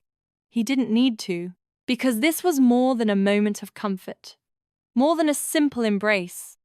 This was a beginning, a turning point, a promise of healing, a testament to resilience, a step toward a future where she could finally claim her place, not as a victim, but as the Luna, the heart of the pack. This was a step toward the sun. The early frost still clung to the courtyard stones when Taryn found Jackal near the eastern fence line, overseeing the young wolves' tracking drills. The crisp air bit at exposed skin, a reminder of the long winter ahead. Jackal raised an eyebrow as the beta approached, quiet, purposeful, his breath misting in the cold. Taryn's serious demeanor telegraphed the importance of the news he carried. "He's here," Taryn said, his voice low and devoid of unnecessary preamble. Jackal didn't need to ask who. The unspoken name hung in the air between them, heavy with history and unspoken resentments. Riker's former beta, now alpha, had crossed the border, a transgression of the unspoken rules that governed their packs. Taryn continued, elaborating on the unexpected breach of protocol. "He didn't come with guards. No posturing. Just him. Asked if I'd speak for him. Said he wants an audience with you and Daisy." Jackal's jaw ticked, a subtle betraying of the turmoil churning beneath his calm surface. The audacity of the request, the potential for manipulation, all flashed through his mind. Taryn held up a hand, forestalling the Alpha's probable rejection. "He's not here to challenge. Says the pack's broken. They want to heal. Wants to learn. From us." He emphasized the last two words, a mixture of disbelief and cautious hope coloring his tone. Jackal exhaled slowly, a long, deliberate breath that seemed to release some of the tension from his shoulders. He nodded once, a curt acknowledgement that he would consider the request. "Get Catherine. Let her know to prepare the common room." The common room, usually a place of warmth and camaraderie, would now become a stage for tense negotiations and unspoken truths. He paused, his eyes shifting, softening with a hint of concern. "Tell Daisy I'll come help her down." A simple offer of assistance, layered with years of shared trauma and unwavering devotion. Inside the Crestfall main house, Daisy sat by the window, wrapped in a thick woolen shawl. watching the golden trees sway outside. The vibrant colors of autumn were a poignant reminder of the passage of time and the changes it wrought. Her bones still ached on cold days, a constant echo of the violence she had endured. Her arm had never fully healed right, leaving her with a lingering weakness. But she was here, alive, a testament to her resilience and the protective strength of Crestfall Pack.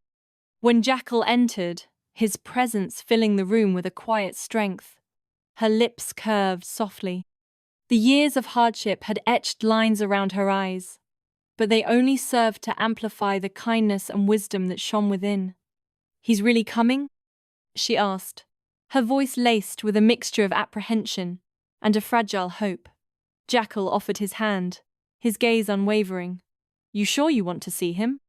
The question was a gentle offering, a reaffirmation of her agency. He would support whatever decision she made. She stood slowly, with a grace that belied the pain she carried, placing her hand in his. "If a pack's willing to heal, I want to be part of that." Her words were laced with a quiet determination, a desire to prevent others from suffering the same fate she had.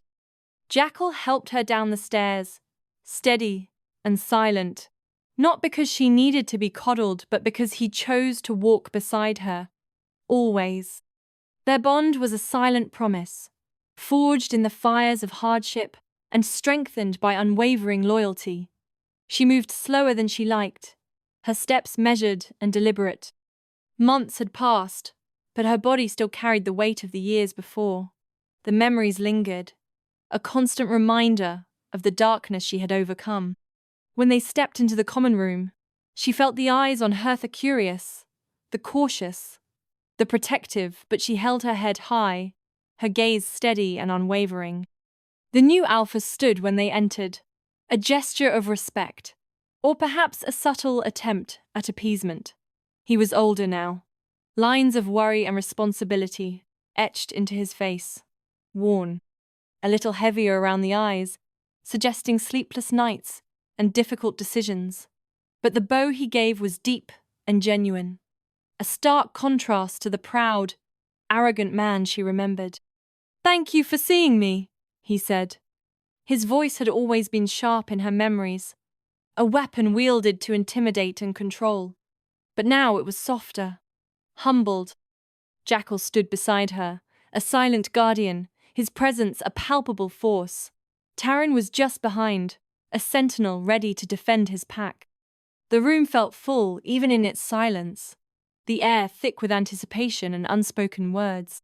The Alpha, Corin, Daisy remembered, the name a faint echo from a past she desperately wanted to leave behind, looked at her, and for a moment, he seemed to forget his rehearsed speech, his carefully crafted apologies. "You shouldn't still be healing," he said quietly, his voice laced with what sounded like genuine remorse. "After all these months." "I shouldn't have needed to," Daisy replied, her voice calm but firm, a quiet assertion of her strength. He swallowed, the movement betraying his unease. "I carry blame," Corin said, his gaze dropping to the floor. "Not for striking you, but for watching a man do it. For not stepping in. For telling myself silence was safety." His eyes flicked to Jackal, acknowledging the Alpha's fierce protectiveness. "But safety is something you create. I see that now." He turned to them both, his expression pleading. "I want to learn from Crestfall. I want to give my wolves a future without fear.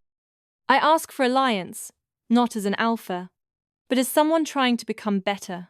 Daisy watched him, her expression unreadable, her eyes searching for sincerity, her heartbeat steady, betraying none of the emotions churning within her. Her wolf stirred slightly under her skin, not in fear, but awareness, a careful assessment of the stranger before her. "I don't hold anger toward you," she said, her voice clear and unwavering. "Not anymore, but that doesn't mean I've forgotten." The words were a warning, a reminder that forgiveness did not equate to absolution. She looked him in the eye, holding his gaze with a quiet intensity. "I want your pack to heal, but not for show, for them." Corin nodded slowly, his expression somber. That's what I want too. Jackal stepped forward, his presence filling the space, radiating an aura of power and unwavering resolve. You'll have your alliance, he said, his voice low and resonant, carrying the weight of his authority. But understand this, if you ever forget what she survived, I'll remind you. The threat was quiet, devoid of theatrics, but all the more potent for its understated delivery. Unshakable. A promise he would undoubtedly keep, Taran added, his voice steely, reinforcing the message. We'll send a rotation of our scouts and teachers. If your wolves are ready to learn, we'll help guide them. But if we see harm again, Crestfall will return and won't be with peace. Corin bowed his head again, accepting the terms without argument. I understand, and I thank you, both of you. He turned to Daisy, his expression filled with a profound regret. You shouldn't have had to survive us to become who you are. His words were a stark acknowledgement of the pain he and his pack had inflicted. Daisy didn't speak. Words seemed inadequate in the face of such a complex and painful history, but she nodded once. And somehow, it said more than any speech could. A silent acceptance of his apology, a fragile offering of hope, and a quiet acknowledgement of the enduring weight of peace. The journey to true healing had only just begun. The full moon rose high over Crestfall, a celestial pearl hung in the inky sky, bathing the ancient stone walls and the whispering forest treetops in an ethereal silver light. Each cobblestone, each leaf, seemed edged in frost, the world rendered in shades of night and moonlight.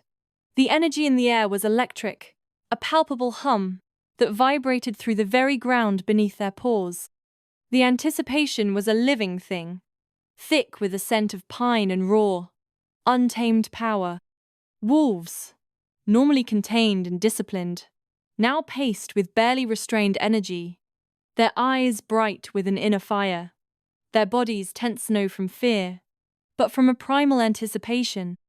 Once a month, when Luna reigned supreme, the pack ran together under the moon's magnetic pull, shedding not just their skin, but the burdens of their human lives as well. It was freedom, untainted and pure. It was unity, a bond forged in shared instinct. It was instinct unleashed, a symphony of howls and pounding paws, conducted by the moon's silvery baton. But Daisy watched from her window, a silent observer to the burgeoning frenzy outside.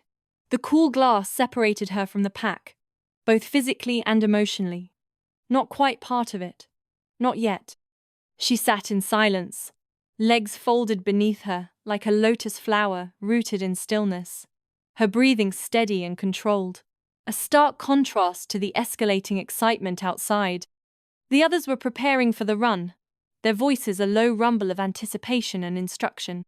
Jackal was among them, his usually gruff tone softened with a calming authority, as he instructed the younger, more excitable wolves, guiding them towards the necessary focus. But Daisy's focus was inward, a deep, introspective dive into the hidden landscapes of her own soul. Her wolf stirred, a faint tremor in the depths of her being, faint, flickering, like a dying ember struggling to reignite. Still uncertain, hesitant to fully emerge, decades of suppression weighed heavily on the wild spirit within. Are you there? Daisy whispered inside her mind, her mental voice barely a breath against the vastness of her inner world. She reached out, a tentative hand extended into the darkness, seeking a connection she desperately craved. For a long moment, there was only silence, a heavy, oppressive silence that threatened to suffocate her hope. The moon outside seemed to hold its breath, waiting alongside her. Then, I never left. Daisy's breath caught in her throat, a sharp, involuntary gasp that echoed in the silent room. Her heart hammered against her ribs, a frantic drumbeat against the sudden surge of emotion. The voice was her own, woven into the very fabric of her being, yet not. It resonated with an ancient wisdom, a depth of understanding that belied her years. It was older, more seasoned, etched with the pain of past traumas. Wiser, forged in the fires of adversity. Wounded, but undeniably alive. "You buried me," her wolf said gently, her mental voice laced with a poignant understanding. And I understood. It wasn't safe, not for either of us. Survival demanded sacrifice. "It's safe now," Daisy thought. The words a fervent plea, a heartfelt promise. "I want to feel the wind again. I want to run beneath the moon. I want to be whole." There was a pause, a moment of profound consideration that stretched into eternity. The wolf within seemed to weigh the risks, to assess the readiness of her human counterpart. "Then stand up," her wolf said, the voice gaining strength, conviction replacing hesitation, "and let me out." She rose, her limbs moving with a newfound purpose, a grace that seemed to defy gravity itself. The years of fear and self-doubt seemed to fall away like shackles, leaving her raw and exposed, but undeniably free. No fear in her limbs, no lingering pain in her bones. The scars of the past, both visible and invisible, seemed to fade into insignificance, replaced by a burgeoning sense of power. Only purpose, burning bright and clear, like a guiding star. The pull of the pack, the call of the wild, the promise of transformation. When Daisy stepped out the front door of Crestfall's main house, the entire pack stilled, their collective breath held captive in the moonlit air. The shift in the atmosphere was palpable, a sudden vacuum of sound that amplified the beating of her own heart. Wolves in mid-shift froze, their bodies caught in the agonizing transition between human and animal form. Conversations halted mid-sentence, the unfinished words hanging in the air like unspoken promises. The wind itself seemed to hush, as if the ancient forest itself was holding its breath, bearing witness to the unfolding miracle. And then, she changed. No scream of agony to shatter the stillness. No tormented cries that echoed through the mountains. Just a soft, ethereal light that emanated from within. A silent symphony of transformation. Soft white energy shimmered across her skin. A living aurora borealis that danced and swirled around her, wrapping her in a protective cocoon like mist. Bones shifted and reformed, guided by an ancient instinct. Skin stretched and molded, adapting to the new shape that was emerging. Muscles coiled and strengthened, fueled by the raw power of the wolf within. And within moments, her wolf stood where her body had been, a magnificent creature born from the ashes of a broken girl. She was breathtaking, a vision of wild beauty that stole the breath from every lung in the courtyard. Tall, lean, and elegant, her fur was a glacial silver, the color of moonlight on a frozen lake. Threads of shimmering moonlight rippled through it like liquid light, illuminating her with an otherworldly glow. The inner edges of her legs were dusted in soft, violet, grey, a subtle hint of the human she once was. And her eyes, goddess, her eyes, were pale gold, glowing like sunrise on untouched snow, burning with an inner fire that could melt glaciers. There was nothing timid in her stance now. No trace of the fear that had haunted her for so long. Her head was high, held with a regal confidence that commanded respect. Her shoulders were squared, her spine straight, a testament to her newfound strength. Her scars, both physical and emotional, had vanished, erased by the transformative power of the wolf. The past didn't wear her any more as she wore herself, embodied her true nature, embraced her destiny. Jackal's wolf, massive, dark, coated, and scarred from battles past, let out a low, reverent growl, a sound of deep respect and recognition that vibrated through the silent night. His eyes, usually hard and unforgiving, softened with an uncharacteristic tenderness. Then he moved forward, slow and deliberate, each step measured and respectful, careful not to startle her. He nuzzled her, pressing his massive head against her flank in a gesture of profound affection. Not with dominance, not as a challenge to her newfound power, with devotion, a silent promise of loyalty and protection. The other wolves followed, their movements mirroring Jackal's reverence.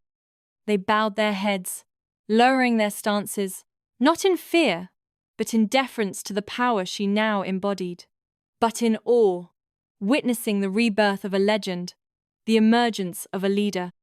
Daisy, the girl who had been broken, the outcast who had been rejected, stood at the center of the Crestfall courtyard as her wolf, finally free, alive, body and soul reunited. Whole, the missing pieces finally restored. Chosen, her place within the pack secured, her destiny revealed. Jackal's wolf stepped beside her, their shoulders touching, noses brushing in a silent exchange of understanding and acceptance. In that moment, they were equals, partners, destined to lead the pack together. Side by side, they ran, breaking the spell of silence with a thunderous symphony of pounding paws and triumphant howls, disappearing into the waiting embrace of the moonlit forest. The hunt begins. The run had set something free, a primal, untamed part of her, buried deep beneath layers of fear and doubt. Daisy felt it in her bones, a vibrant hum resonating with every beat of her heart. She felt it in her blood, a surge of power coursing through her veins, invigorating and undeniable. She felt it in her soul, a deep resonance that whispered of belonging and purpose. For the first time in her life, she felt whole, as if every shattered piece of her, scattered by the winds of trauma and isolation, had finally come back together, drawn in by the magnetic pull of the silver moon. The fractured mosaic of her being had reformed into something stronger, more beautiful than she could have ever imagined. She shifted back slowly within the sanctuary of Jackal's private chambers, the air thick with unspoken promises. His shirt, borrowed and oversized, loosely covered her frame, offering a fragile shield against the world. Her bare feet, grounded and present, rested on the cool, polished stone floor, connecting her to the earth beneath the pack's stronghold. The fire crackled nearby, casting dancing ribbons of gold over the ancient stone walls, illuminating the room in a warm, intimate glow. Outside, the victorious howls and joyous shouts of the pack celebrated their shared triumph. But inside, it was just them, suspended in a bubble of anticipation. Jackal watched her intently from across the room, a silent guardian, his gaze reverent and possessive. His chest rose and fell with quiet restraint, a testament to the control he exerted over his wolf. His shirt was half unbuttoned, revealing glimpses of his darkly tanned skin and the powerful muscles beneath.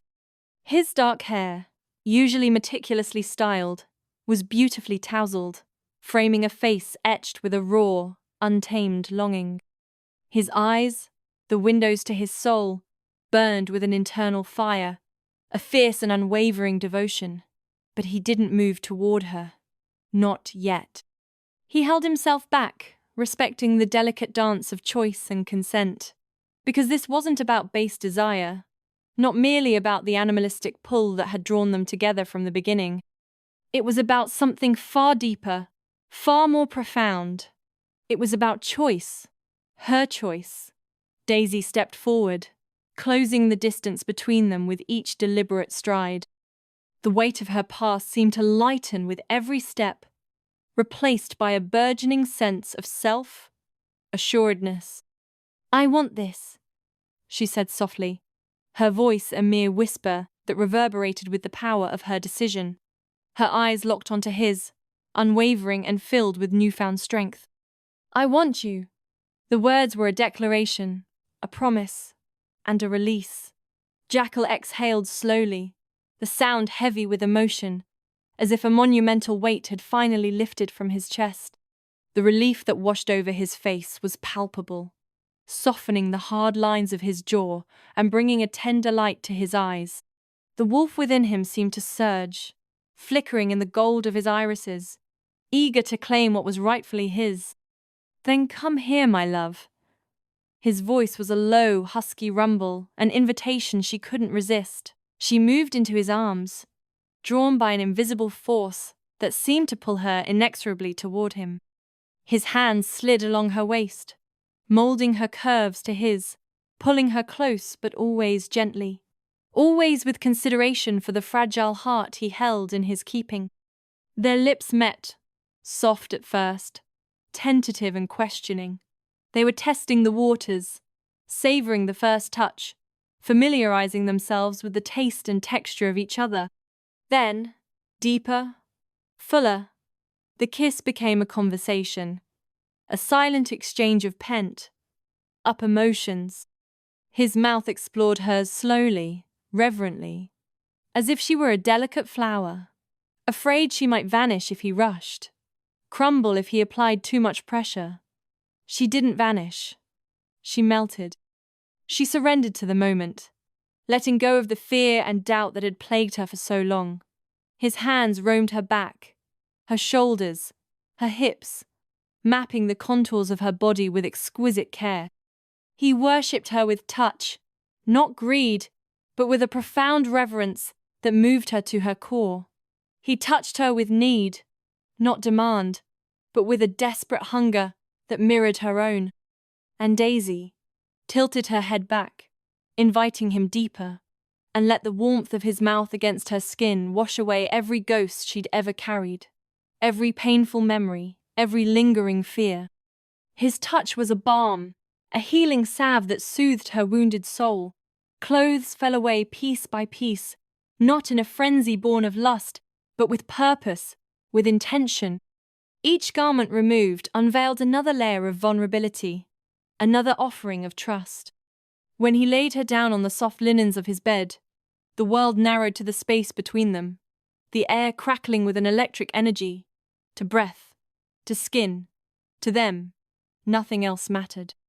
Their bodies moved together in a rhythm older than language, a primal dance of connection and desire. There was heat, a simmering inferno that threatened to consume them both.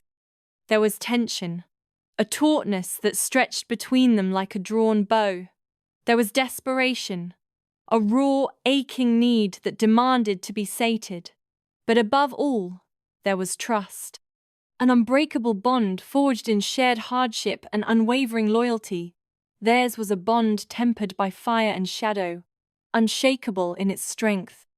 He whispered her name like a vow, soft, sacred, spoken into the darkness, like a promise only their souls could hear.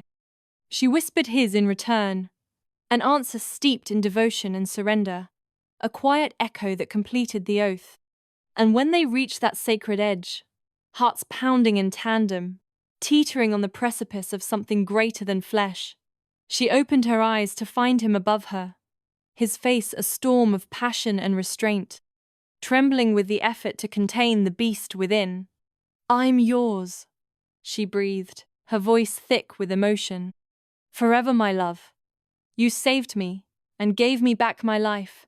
Thank you from every breath of my being." Jackal's wolf howled within, yearning to break free, but he held the line. He didn't touch her with teeth. He didn't need to. He pressed his forehead to hers, their breaths mingling, their heartbeats syncing, their very essence aligning. A glow began to pulse between them, soft at first, then brighter, as though their souls were igniting. "Always. I'll keep fighting for you, keep loving you, for as long as time exists," he whispered. Not a claim, but a consecration. Light burst around them, unseen by mortal eyes, gold and silver threads spiraling from their chests, weaving together mid-air, then sinking back into their skin. The bond wasn't forced or bitten into being. It was awakened, ancient and wild, responding to the truth of who they were. Daisy gasped, her soul reaching outward, drawn to his like a star to its twin. When they touched, it was a symphony, light and warmth, memory and promise, the infinite crashing into the now. And for the first time in her life, she wasn't alone.